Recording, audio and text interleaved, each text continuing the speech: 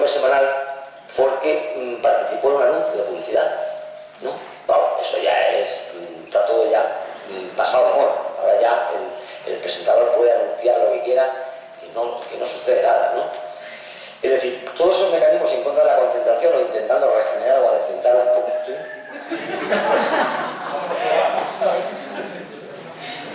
Bueno, así solo yo, así que cambiar de persona. Esto estaba todo preparado. Ya. No, hay que cambiar de persona.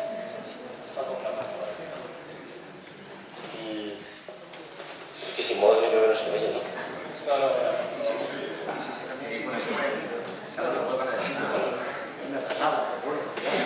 Era eso lo que quería.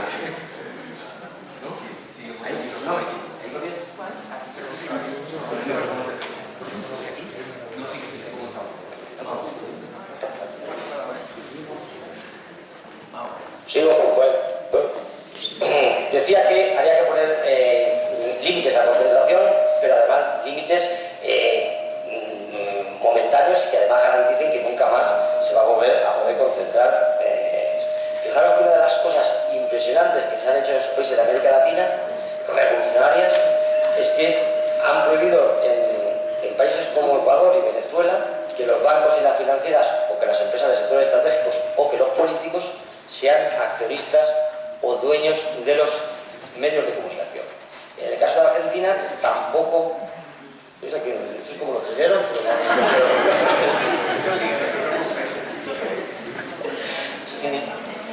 en otros países como Ecuador, por ejemplo, se ha prohibido que los empleados públicos o los miembros de consejos y directivos de órganos de reglamentación y de licencias del gobierno sean accionistas de medios de comunicación. En Argentina dicen que tampoco los políticos pueden ser dueños ni los bancos de medios de comunicación, ¿no? Es decir, son cosas. Lo impresionante de todo esto es que uno se da cuenta de que son todo propuestas absolutamente revolucionarias, marcianas para nuestro panorama, ¿no? Es decir, en Bolivia se ha creado una legislación en contra del racismo y la xenofobia, del que se han indignado los humoristas, ¿no? Porque dicen que no les dejan hacer humor, a pesar de que el concepto de racismo y xenofobia que utiliza la ley boliviana es la de la ONU. O sea que el humorista necesitaba hacer racismo y xenofobia para ser divertido, por lo visto, ¿no? Es decir, todo eso, forma parte de un debate y de unas legislaciones que se están aprobando que a mí me parecen revolucionarias.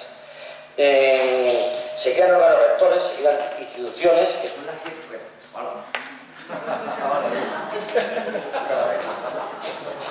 Se crean órganos rectores que son los que reparten las licencias en lugar de la arbitrariedad, que todos sabemos aquí cómo los gobiernos de turno han dado a dedo las licencias. Ahí se crean órganos rectores institucionales, pero con representantes de las academias, del periodismo, de las universidades, que son los que valoran los proyectos para decidir a quiénes se le da la licencia. Pero luego se desarrolla una estructura pública y colectiva de medios. Pues, por ejemplo, se ha hecho algo también revolucionario, que es el reparto de la licencia de radio y televisión en 3 franjas. Es un tercio de la licencia, ubico para los que sois ajenos. Es decir, las radios y las televisiones emiten en una cosa que se llama el espacio radioeléctrico, ¿no? Ese espacio radioeléctrico es público y no caben todos, es decir, solo caben 3 cadenas de radio, 3 de televisión, lo que sea, 5, 4, 8 caben, no caben más, ¿no?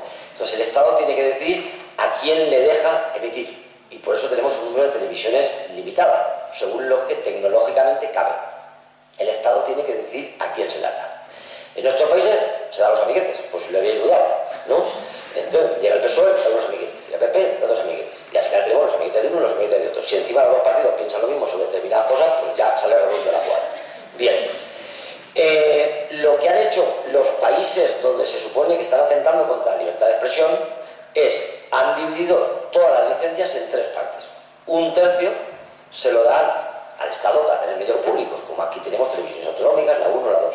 Un tercio se lo dan a las empresas privadas para que sigan con su kiosquillo y su negocio, haciendo tonterías en la televisión. Y otro tercio se lo dan a las organizaciones sin ánimo de lucro para que, previo elaboración de proyectos, informes y trabajos, las instituciones técnicas que he dicho decidan a quién les otorgan las licencias, ¿verdad? Eso es lo que han hecho ellos. ¿Cómo está en España? Pues solamente os doy un dato. La última ley audiovisual que la aprobó Zapatero establece que las televisiones sin ánimo de lucro tienen que tener un máximo de facturación, no de beneficio, de facturación de 100.000 euros al año, y las radios un máximo de facturación de 50.000 euros al año. 50.000 euros al año son 2 sueldos, son 3 sueldos. Es decir, no solamente no dan licencias, sino que si alguno está operando y da la casualidad de que no es pobre y miserable, por ley te hago pobre y miserable, porque no puedes facturar más de 50.000 euros o facturar más de 100.000. Es decir, ese es el mecanismo con el cual se intenta proscribir que la iniciativa ciudadana pueda tener medios de comunicación. ¿Qué ocurre? Que también yo reivindico el papel de los medios estatales de comunicación, es decir, se dice que los medios son los encargados, ¿no?, de poner en comunicación directa a los representantes y a los ciudadanos. Son los que, cuando dice algo el presidente, el ministro, el opositor, el sindicalista, el empresario, el no sé quién, a través y gracias a los medios nos llega lo que ellos piensan. Bien, yo quiero decir que es lo contrario, que con las nuevas tecnologías hoy las empresas de comunicación son los que interceptan el mensaje de los políticos, de los líderes, para manipularlo y manejarlo a su antojo. De ahí que cuando llega un presidente de Venezuela o de Argentina y dice: yo voy a hacer un monólogo en televisión para que todo el mundo lo oiga, a mí me parece perfectamente lícito que un presidente se pueda dirigir a la ciudadanía para decir lo que quiera. Digo yo, si lo hace Jiménez Los Santos, que no lo hemos votado a nadie, ¿por qué no lo puede hacer el presidente, aunque sea Rajoy? Me planteo, ¿no? Es decir, ¿por qué no puede haber una vía directa sin la interceptación de los medios para que un pueblo pueda escuchar a su presidente? El que me gusta y el que no me gusta, a cualquiera. Os cuento un ejemplo de cómo es esa interceptación ilícita. Mirad, hace unos años, algunos ya no sé, igual no os acordaréis, hubo una bronca en el Parlamento sobre, entre el ministro entonces de Exteriores, que era Moratinos, y el PP, sobre los vuelos de la CIA que hubo sobre el territorio español. No os acordaréis. Bueno, el caso es que hubo una discusión, ¿no?, sobre si los vuelos de la CIA habían estado en España, si no habían estado, y entonces decía un ministro que sí que habían estado, un técnico, un documento que sí que habían estado, y entonces va Moratinos y comparece en el Congreso, ¿no? Comparece para explicar. Moratinos llega, hace una comparecencia que no hay preguntas, de 3 páginas de texto. Después de esa comparecencia, que es un documento de 3 páginas, que es lo que es, ¿no?, llegan los periódicos y publican lo siguiente. Dice, según El País, ¿no?, el país se dedica a investir contra Moratinos y contra Aznar. Y dice, Moratinos justifica la connivencia de Aznar con los vuelos a la prisión de Guantánamo. Luego llega el Diario Público y ese dice que solamente fue con Aznar. El gobierno confirma que Aznar autorizó los vuelos a Guantánamo. Luego llega el ABC y ese exculpa a todos. Dice que Moratinos proclama que los vuelos de Guantánamo nunca tocaron en España.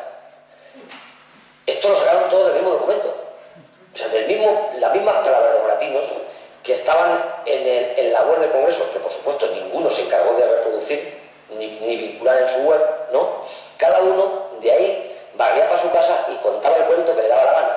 O dicho de otra manera, si queríamos informarnos, ojalá no hubieran estado los periódicos, porque entonces podríamos haber entrado y habíamos leído las 3 páginas de Moratinos, oye, y nos habíamos enterado todos, ¿no? Es decir, ellos se encargaron de tergiversar, de interceptar al político, ¿no?, que me pueda gustar Moratinos o no me pueda gustar, o su decisión no, pero yo quería saber lo que decía Moratinos, no quería que ningún periodista me lo reinterpretara a su manera, ¿no? Es decir, eso es lo que yo creo que hay que denunciar del papel.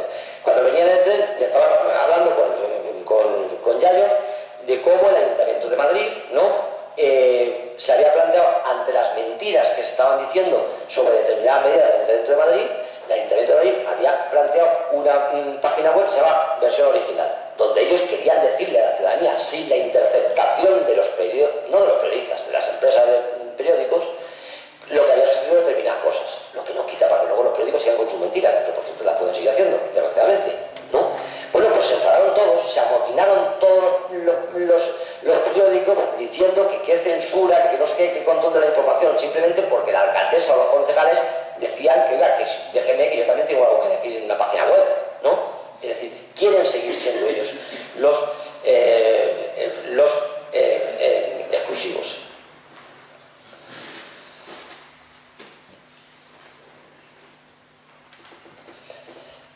Un sistema estatal de comunicación, en mi opinión, permitiría divulgar las acciones del Estado, sus campañas informativas, las posiciones... Voy fatal de tiempo, ¿no? Voy ya muy adelantado. Sus posiciones oficiales, es decir, yo creo que de alguna manera podría rendir cuenta de un modo directo, un interlocutor directo con los ciudadanos. ¿Qué dice la información, la tesis neoliberal? Dice que el medio estatal se va a convertir en un altavoz publicitario del gobierno, ¿no? Pero yo creo que ignoran que los gobiernos también pueden hacerse publicidad y pueden controlar y amaestrar a los medios privados. Incluso y probablemente mucho más pueden domesticar a los medios privados que a los públicos. Yo creo que los medios privados son mucho más vulnerables a un gobierno, ¿no? Porque no olvidemos que un medio privado está a merced del dinero de la publicidad institucional, de la concesión de licencias, de la política fiscal, de la subvención de ayudas, de ayudas al papel, ayudas a investigación, la legislación laboral, las políticas de becas, formación. Es decir, existe un montón de mecanismos con los cuales un gobierno puede domesticar e intervenir, ¿no?, en un medio privado, y no digamos las posibilidades de que el medio privado intervenga y domestique al gobierno, ¿no? También. Es decir, y en cambio todos los mecanismos de control que podemos crear y podemos manejar para un medio público no los podemos aplicar a un medio privado. Es decir, a un medio público tú puedes poner un consejo de administración donde estén los partidos políticos todos, donde estén los sindicatos, donde esté la sociedad civil, donde esté la universidad, donde estén los académicos. Todo eso lo puedes proponer a Telecinco o a Antena 3. Es decir, no es verdad que un medio público pueda ser más controlable políticamente por un gobierno que un medio privado. Es otra tesis que yo creo que tenemos que romper. Cuando nos hablen de que hablen de medios independientes para los privados y medios oficiales para los públicos, es mentira. Los medios privados son perfectamente manejables. Os cuento un ejemplo muy elocuente. Cuando Berlusconi era primer ministro en Italia, él controlaba todas las televisiones, la mitad porque era dueño y la mitad porque era primer ministro, claro. Y entonces sale el escándalo de sus prostitutas en Cerdeña, ¿no?, en su mansión de Cerdeña. El gran pelotazo periodístico en ese momento, ¿cuál hubiera sido? Entrevistar a una de las prostitutas que llevó Berlusconi a Cerdeña con todos los líderes y amiguetes políticos. Toda la estrategia de Berlusconi y su aparato era evitar que se entrevistara ninguna prostituta. Bien, la única televisión que consiguió al cabo de unos meses entrevistar a una prostituta fue Rai 3, es decir, la televisión pública, nuestra especie de dos, la televisión pública italiana. Es decir, consiguió la televisión pública ser más independiente de Berlusconi que las privadas de las que Berlusconi era dueño, ¿no? O dicho de otra manera, aunque no os lo parezca, nuestra televisión 1 es más independiente de Rajoy que la de Antena 3 de Lara o que Telecinco de Berlusconi. Y sobre todo, que alguna vez podemos tirar a Rajoy y nunca podemos tirar ni a Berlusconi ni a Lara, que también es un pequeño detalle, ¿no? Es decir, que no es verdad, insisto, en que son independientes los privados. Voy avanzando rápido porque cada tiempo. No te preocupes. ¿Qué todavía nos queda? ¿Algo? Algo más.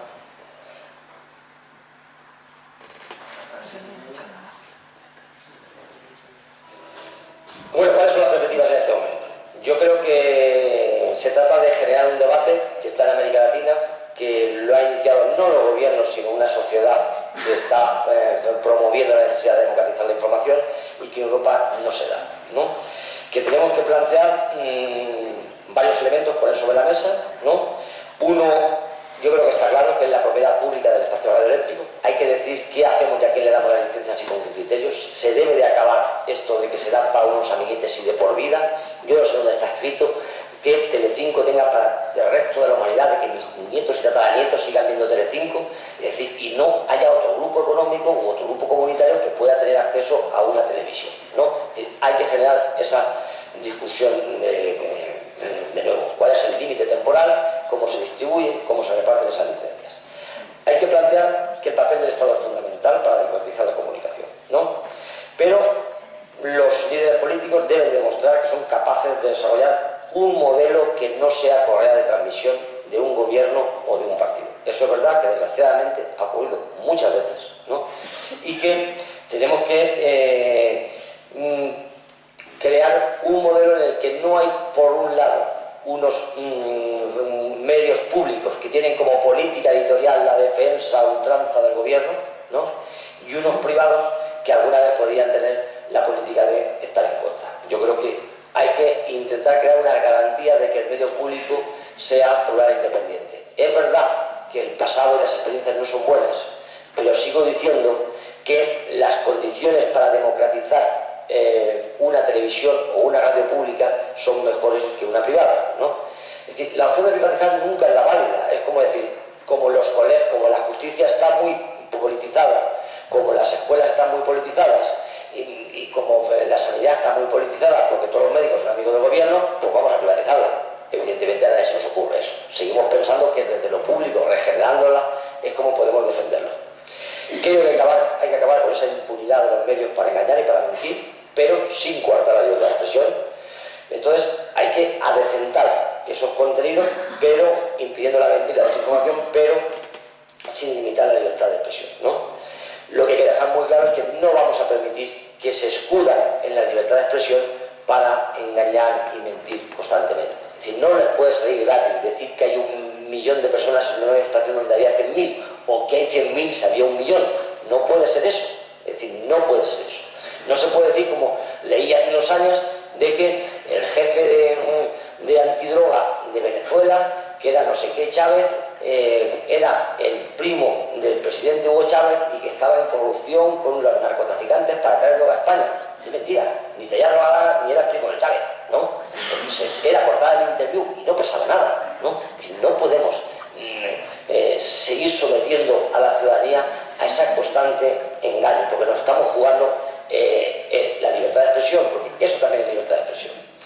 Creo que hay que acabar con ese parasitismo de muchos medios privados que mientras defienden la economía de mercado y se presentan como independientes, luego reciben importantes ingresos de publicidad o de secciones fiscales, ¿no?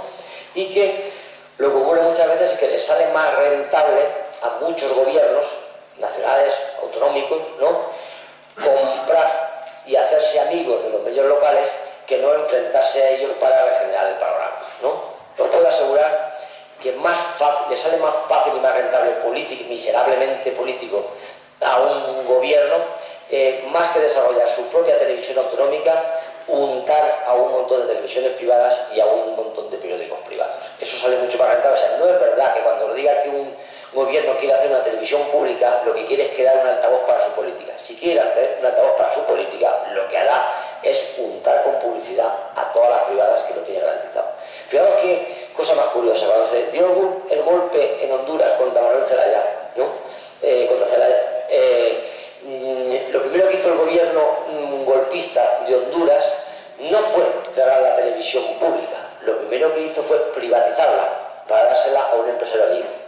¿Por qué hace eso? Porque si toma el control de la televisión pública, a lo mejor mañana hay elecciones y gana otro gobierno de distinto signo y acaba haciendo una televisión decente. Si tú se la vendes al empresario amigo, ya tienes garantizado para toda la vida que va a ser de derechas y que va a ser neoliberal. No tienes que quedártela tú. La has consolidado en una línea privatizadora. Hay que explicarle que los medios privados presentan como libertad de expresión, insisto, y libertad de prensa lo que es solo su privilegio para seguir dominando el programa informativo, copando el espacio radioeléctrico para su exclusividad. Creo que es prioritario educar a la ciudadanía en un consumo crítico de los medios de comunicación y al mismo tiempo como sujetos activos en su ámbito ciudadano para difundir y protagonizar una agenda informativa. Creo que hay que evitar, insisto, las tentaciones de un poder político para utilizar en provecho propio los contenidos, que hay que concretar también la participación ciudadana. Es decir, aquí hay un dilema, en América hay mucho, y en la medida en que empecemos a desarrollar una mayor democratización, hay que encontrar un equilibrio entre la participación ciudadana y la profesionalización, ¿no? Es decir, el ciudadano tiene que ser protagonista en los medios de comunicación, pero también tenemos que tener una calidad técnica suficiente. Es decir, una democratización no quiere decir que nos vayamos con un micrófono por los barrios y todo el mundo vaya contando su vida ante la tele. Lo digo porque son experiencias comunitarias que se han hecho en algunos países y os imagináis la gente que ve la televisión. El primo, el cuñado, el que está hablando, ¿verdad? Nadie más. Es decir, en cambio, pero tenemos que tener periodistas que sean sensibles a esas reivindicaciones ciudadanas. Es decir, hay que encontrar un equilibrio en todo eso. Hay que planificar un sistema de control social en cada lugar, ¿no? Es decir, no podemos dejar en manos de unos elegidos una televisión con la ingenua esperanza de que harán lo mejor, ¿no? Hay que establecer legislaciones democráticas, consensuadas, con un debate ciudadano, con todos los agentes sociales interviniendo y participando en qué modelo de legislación queremos o qué proyecto queremos. Y hay que definir y garantizar los derechos de los profesionales. La frase, no sé si lo he dicho antes, del sindicato de periodistas que dice que nuestra precariedad es vuestra desinformación, hay que acabar. El periodista debe estar tranquilo de que puede actuar con códigos éticos porque mañana va a poder seguir trabajando. Es en principio sean las propuestas. Creo que es un debate, y ya termino, un debate que no existe en Europa, que no existe en España y que hay que sacar, ¿no? Creo que no os podéis imaginar cómo está existiendo en América Latina, hasta el punto de que haya cosas tan revolucionarias como el reparto de 3 partes de las licencias radioeléctricas, el hecho de que los bancos no puedan ser accionistas. En nuestro modelo europeo lo que está prohibido es que los bancos no dejen no sean accionistas, precisamente lo contrario. Es decir, yo creo que no existe ninguna televisión ni ningún medio grande que o no tenga de accionista un banco o no esté endeudado por un banco. O dicho de otra manera, no hay medio de comunicación en nuestro país que no esté controlado por un banco. Bien, pues en América Latina se intenta todo lo contrario. Legislaciones como la que os he dicho contra el racismo y la xenofobia, contra medidas para decentar, no sé, de los derechos de la infancia, los derechos de las minorías sexuales, de las minorías étnicas, la participación de los diferentes agentes sociales, garantizar la pluralidad, garantizar el rigor y la veracidad. Esas son las medidas que recordar cuando aquí os cuente nuestra prensa los atentados que hay contra la libertad de expresión en América Latina, recordad lo que os estoy diciendo porque probablemente sea todo lo contrario. Muchas gracias.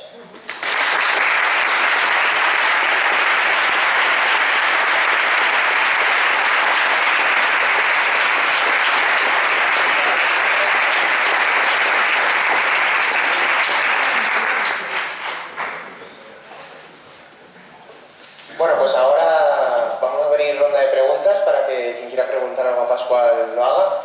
Así que, ¿preguntas? Empieza.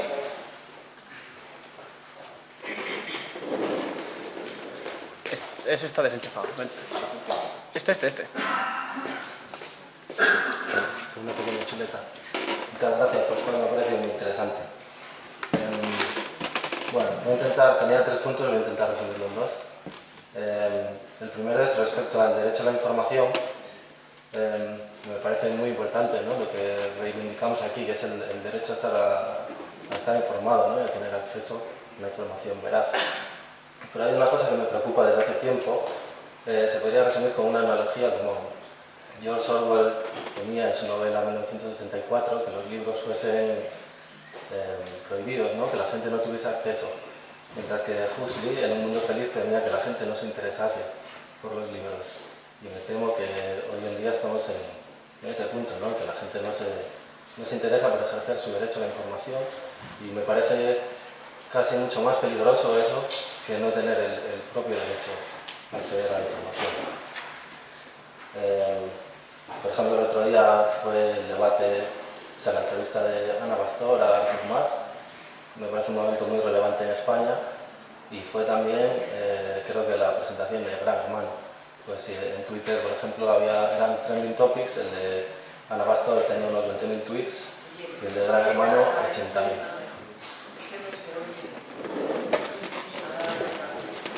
Pues, bueno, me parece que eso es un claro ejemplo de cómo está la sociedad en España y de qué es lo que le interesa, ¿no? Cuando 4 veces más la gente se preocupa por Gran Hermano que por un debate que es relevante en la historia. Me parece que es algo que deberíamos plantearnos, y no sé, me gustaría saber tu opinión, cómo podemos combatir esa pérdida de interés por ejercer nuestro derecho a la información. Y el segundo punto era la independencia. Me ha parecido muy interesante las propuestas de cómo tener medios independientes, y ojalá nosotros podamos forzar a los políticos que decidan. Y lo tercero es simplemente, creo que todo esto se basa en la educación. Si todos los ciudadanos estuviésemos equipados con espíritu crítico, seríamos capaces de ver los goles que nos intentan colar, ¿no?, cómo nos venden la moto, que decía Noam Chomsky. Y me parece muy interesante, hay un autor americano, no sé si conoces, es George Lakoff, y habla del framing y cómo los marcos conceptuales son los que, digamos, han conquistado el sentido común de la gente, y creo que tenemos que encontrar la manera, sobre todo desde la izquierda y la gente progresista, de reconquistar ese sentido común. Lo que no sé en España quién debería liderar ese movimiento, si los partidos políticos son conscientes, si son los medios, o no sé, tú que supongo que trabajas en eso y desde Rebelión haces un gran trabajo, a lo mejor tienes más idea de eso. Esos son los puntos. Muchas gracias.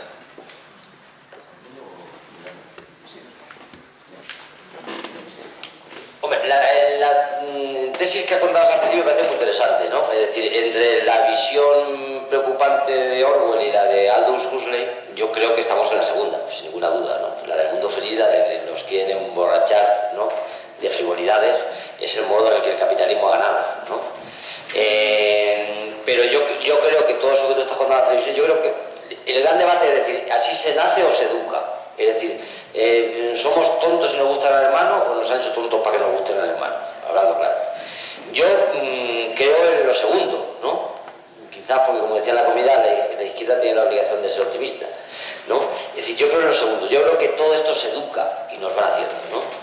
Es decir, que tú puedes formar una sociedad que, de hecho, ha habido ejemplos muy elocuentes de éxitos televisivos que a mí me parecían evidentes, es decir, debates, emisiones de debates sobre el estado de la nación que han arrasado en la audiencia. Yo siempre cuento el ejemplo cuando Televisión Española le pagó los derechos a una empresa francesa por un programa de televisión muy revolucionario que fue todo un gran acierto, que consistía en que llevaba al presidente y unos ciudadanos le preguntaban cosas, ¿no? Eso, habían descubierto la penicilina. O sea, ¿sabéis de qué hablo, no? Tengo una pregunta para usted. Entonces, estos tipos les pagan los derechos, unos franceses dicen que gran éxito, ¿qué cosas se les ha ocurrido? Es decir, que podamos preguntarle al presidente, ¿no? Unos ciudadanos. Es decir, era una obviedad, como muchas veces puede arrasar en audiencia algo tan obvio como era permitir que los ciudadanos le pregunten a su presidente, ¿no? Bien, es decir, que yo sigo teniendo esperanzas en que determinados programas con enjundia, con fundamento, con criterio y con sentido común puedan seguir siendo éxitos televisivos, ¿no? A lo mejor la gente que está cansada de escuchar a Artur Mas podría ser, o a lo mejor es que el estilo de Ana Pastor ya lo tiene un poquito cargaditos, también podría ser, ¿no? Y claro, entre esas cosas y Gran Hermano, pues a lo mejor lo que hicimos algunos fue apagar la tele. Bueno, algunos lo hicimos ya hace mucho, pero bueno, podría ser esa posibilidad, ¿no? Es decir, que a lo mejor si entrevistabas, no sé, a otro que no era Artur Mas, o lo entrevistaba a otro periodista de que no estemos un poquito ya saturados, a lo mejor podíamos competir con Gran Hermano. Es decir, que ocurren las dos cosas. Luego también mi experiencia latinoamericana, ¿no? Es decir, allí también ocurre lo contrario, algunas veces hacen cosas estupendas, pero claro, cuando te ponen el parto de la yegua en tiempo real, la gente se duerme. Es decir, que es otro error de las nuevas tendencias populares, ¿no? Es decir, que algunas veces somos un poquito soporíferos, ¿no? Es decir, que ocurre un poquito de todo, ¿verdad? Pero yo creo que eso se puede educar y eso se puede avanzar, y tú mismo has nombrado la educación, ¿no?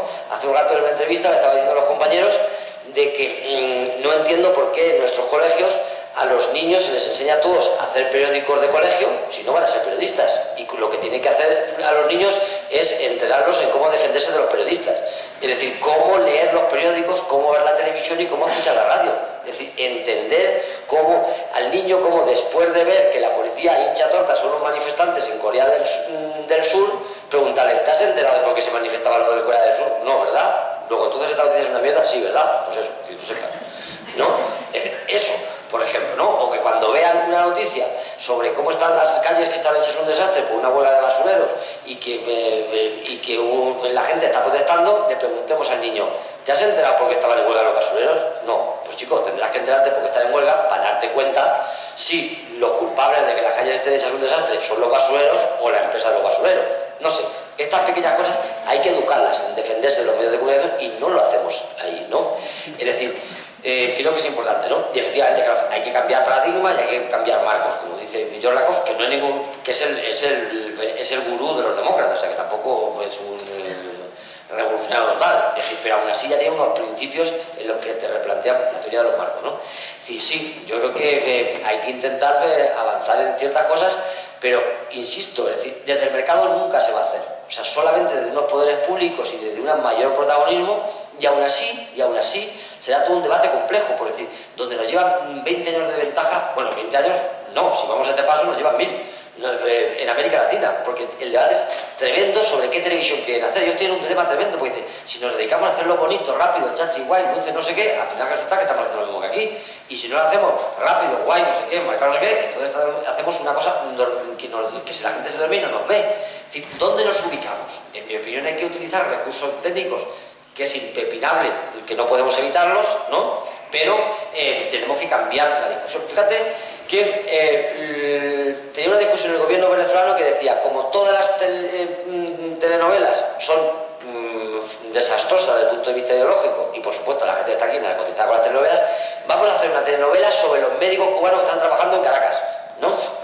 Y hicieron una telenovela, ¿no? Desde otro punto de vista, ¿no? No sé qué pasó, pero vamos. Es decir, fíjate hasta qué punto un género que nos parece francamente patético, que es una telenovela, alguien desde un punto de vista revolucionario dijo, pues hay que aguantársela, habrá que hacer una telenovela también, ¿no? Es decir, es una discusión que está abierta y como es interesantísima, pero el problema es que aquí aún no la hemos empezado, entonces no podemos llegar a ningún lado porque no hemos empezado a discutirlo.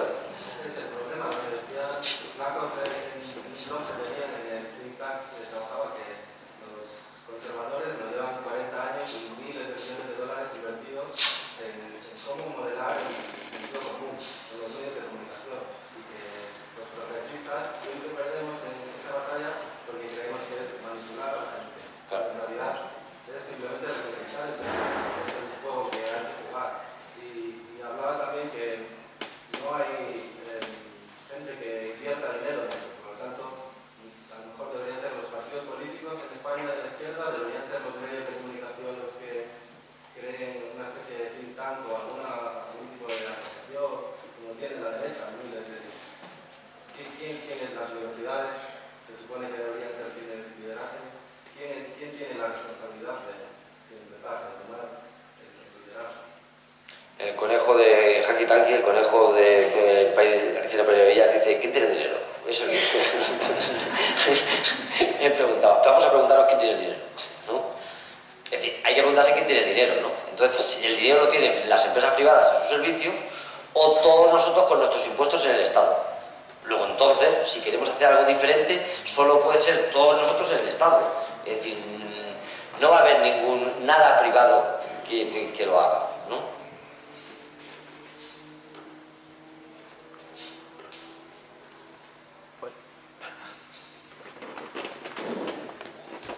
A ver, como no interviene nadie, pues... yo quería que abundases un poco más, si te parece adecuado, sobre la importancia, la relevancia y un poco una previsión a futuro del tema de las redes sociales y de toda la información alternativa, veraz o no, a la que tenemos acceso a través de Internet, un poco las páginas de contrainformación, que solo faltaba, no conocerás tú ni nada. Y en ese sentido, ¿no? Un poco previsión a futuro, cómo puede afectar los cambios generacionales de estas nuevas generaciones, nos entendemos, no del PP, que tenemos acceso y que tenemos una costumbre de utilizar estos mecanismos, y cómo puede esto afectar a la transmisión de comunicación de los medios, de las grandes agencias y demás, teniendo en cuenta que la gran mayoría de la información que se mueve por Internet no es más que fruto de lo que se obtiene de las agencias de noticias a nivel internacional. Entonces, bueno, un poco que hables de esto. Eso no parece, pero es un preguntón, ¿eh? En cuanto a los medios alternativos, yo creo que está cambiando el paradigma, ¿no? Es decir, yo, que soy parte de los que crearon Rebelión, yo reniego de ese modelo. Es decir, creo que ya está agotado. Creo que un medio de comunicación basado en la militancia y en la voluntariedad, ¿no?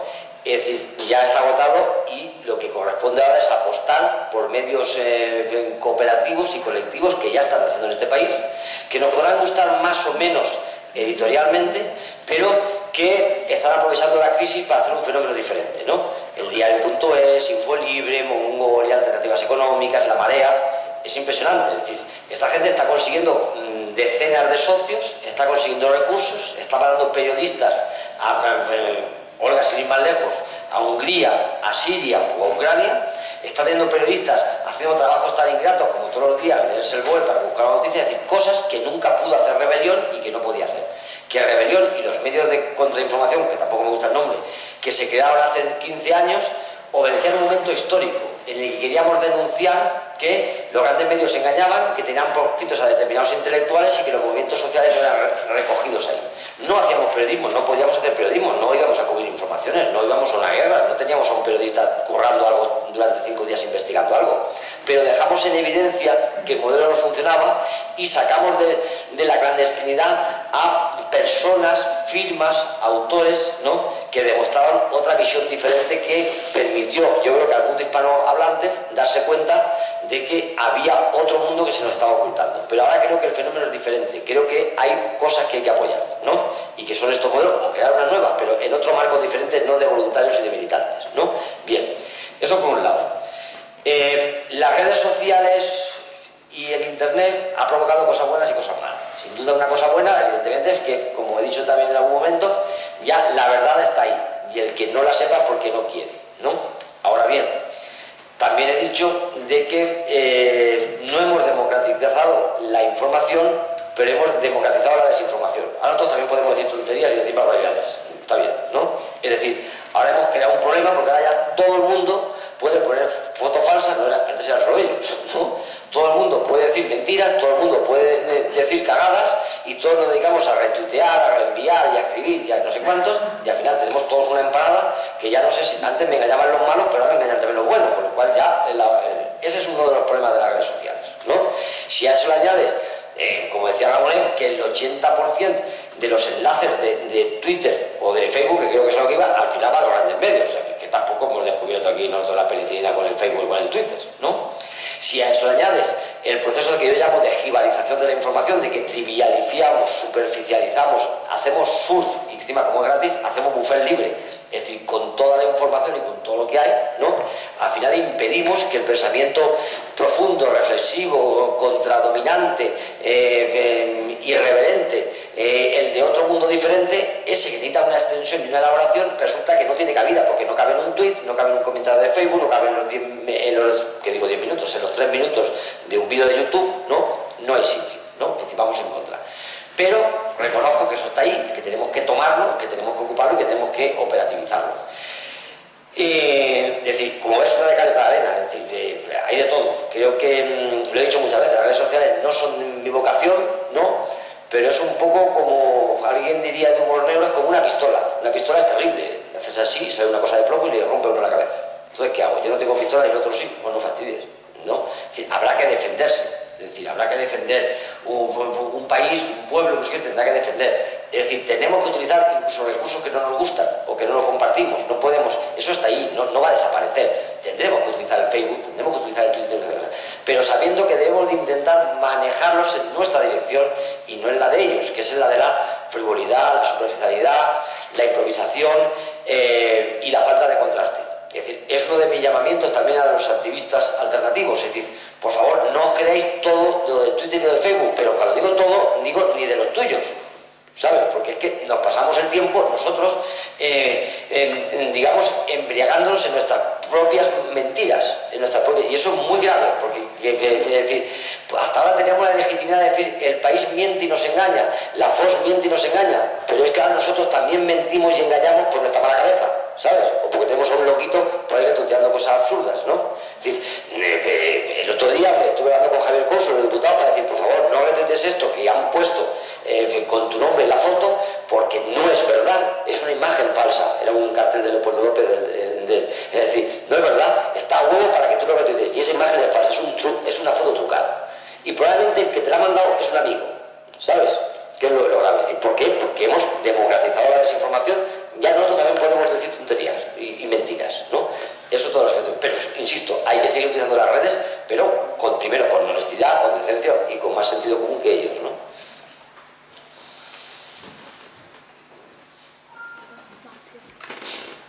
Dos, por ahí. Bueno, un poco para ahondar en este tema que estáis diciendo, ¿Qué opinión te merece la intervención de organizaciones y personas progresistas en los medios de comunicación privados? O sea, en Telecinco, en Antena 3 y demás. Bueno, yo creo que los que queremos decir algo diferente no deberíamos tener ningún problema en participar en ningún lado. Fue una conversación que tuve en su momento con Javier Ortiz, un periodista al que admiré mucho, y que le decía, bueno, ¿y cómo tú escribes en El Mundo y tal? No sé, que a mí me diera una columna en La Razón, yo diría que sí, ¿no? Siempre y cuando se da por hecho que voy a seguir diciendo lo que se da por hecho que lo voy a seguir haciendo. Pero sinceramente, por cierto, igual me cogen la idea y me la dan ahora. Es decir, creo que debemos de acertar todo eso. Otra cosa son determinados formatos, ¿no? Es decir, si me llevas para un debate, una tertulia estúpida, donde vamos a hacer el payaso, donde va a entrevistar un monigote y luego tengo que ver a un choti, porque ya cualquier cosa te pueden hacer en la televisión, pues ya para hacer payasadas, casi que no. Recuerdo a Julián Quito una vez que fue una entrevista y le tenía que ir un muñeco que le preguntaba y luego tenía que bailar con la presentadora. Pues no, eso no. Vamos siempre a hacer una cosa honorable, en la que no voy a hacer el ridículo, voy a poder decir lo que pienso y yo voy donde haga falta. Y creo que cualquier progresista debe de ir donde haga falta.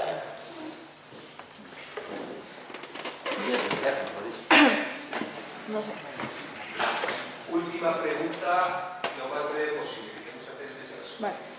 Bueno, yo quería preguntarte porque sí que es cierto que los medios de comunicación son un arma pesada y que expanden la propaganda muy potentemente, pero cada vez están más en entredicho.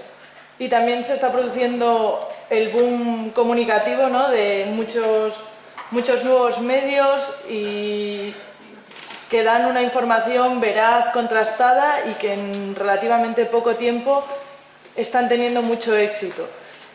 A mí lo que me da también un poco de miedo es cómo va a evolucionar y cómo vamos a ser capaces de que estos medios no sean absorbidos por las grandes corporaciones, porque además es una percepción mía y no sé si es adecuada ni acertada, pero creo que en este mercado, o sea, es el mercado de la información, los mercados están saturados en estas sociedades modernas y somos un target muy claro, con un mercado muy definido y muy fácil de comprar. Entonces no sé cómo vamos a lidiar con eso. Bueno, yo en uno de mis últimos trabajos analizo cómo funcionan todos esos medios de comunicación, ¿no? Y dentro de cómo funcionan, cómo de verdad son democráticos, cómo son participativos, cómo son cooperativistas, cómo consiguen ser rentables, está cómo logran estar preparados para no ser copados o comprados por grandes grupos económicos, ¿no? Y eso está contemplado. En el caso de La Marea, por ejemplo, hay unos accionistas que no se pueden tener más de una acción. En el caso de otros extranjeros mucho más consolidados, como La Jornada, igual. Uno puede tener muchas acciones, pero va a tener solamente un voto, ¿no? En el caso de Le Monde Diplomatique, ¿no?, es curioso, los lectores están asociados en una cosa que se llama la Asociación de Amigos de Le Monde Diplomatique y tienen el 25% de las acciones. Si a eso le sumas que otro 25% lo tienen los trabajadores, resulta que la empresa gorda, que es Le Monde, no tiene la mayoría y por tanto no puede decidir cambios en la dirección del periódico. Es decir, para cambiar la dirección del periódico hace falta la connivencia entre trabajadores y lectores, ¿no? Luego, Le Monde ya no puede comprar más acciones porque son de los lectores, el 25% son de los trabajadores, o sea, no hay modo de comprar. Es decir, todos ya se lo saben. Es decir, mira, aquí en España, para los que no lo sepáis, El Mundo nació así. Nació con una participación minoritaria de todos los periodistas, aunque no lo creáis. Era un fenómeno muy cooperativo. Todos los periodistas del mundo, ¿no?, tenían acciones, era muy participativo, era perfectamente bonito, pero no tenía mecanismos para impedir eso. Y entonces empezaron a comprar, a acaparar, hasta que ya llegó Pedro J, encontró unos italianos que iban a pagar un huevo, les pagó el 10 veces más por las acciones al resto de los periodistas y él al día siguiente lo vendió por 100 veces más a los italianos, ¿no?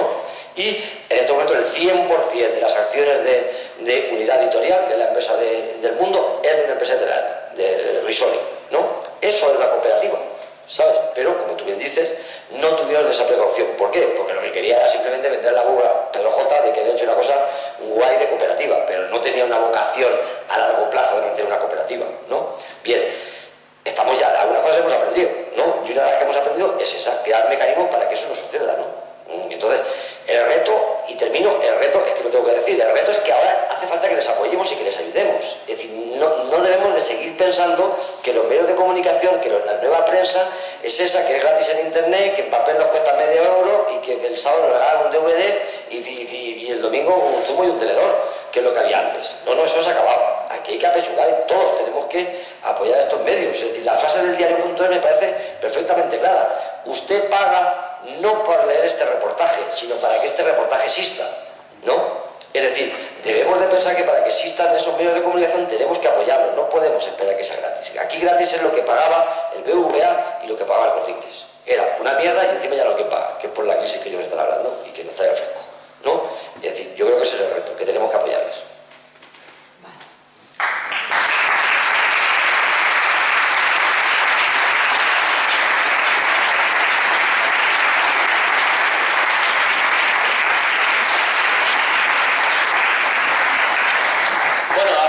Un descanso y quiero recordar a todos y todas que Pascual ha traído bastantes kilos de libros que tenéis a la venta en la mesa de fuera, que echéis un vistazo a ver si os interesa.